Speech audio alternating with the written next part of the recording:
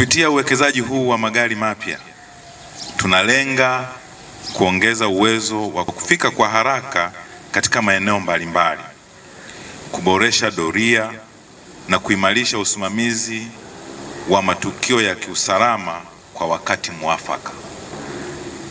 Aidha, tunatambua na kuthamini ushirikiano tunaopata kutoka kwa vyombo vya dola,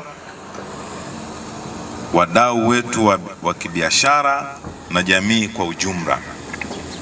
Ushirikiano huu ndio msingi wa mafanikio yetu na tunaahidi kuendelea kudumisha na kuukuza kupitia kampuni yetu hii ya Suma JKT Guard Limited.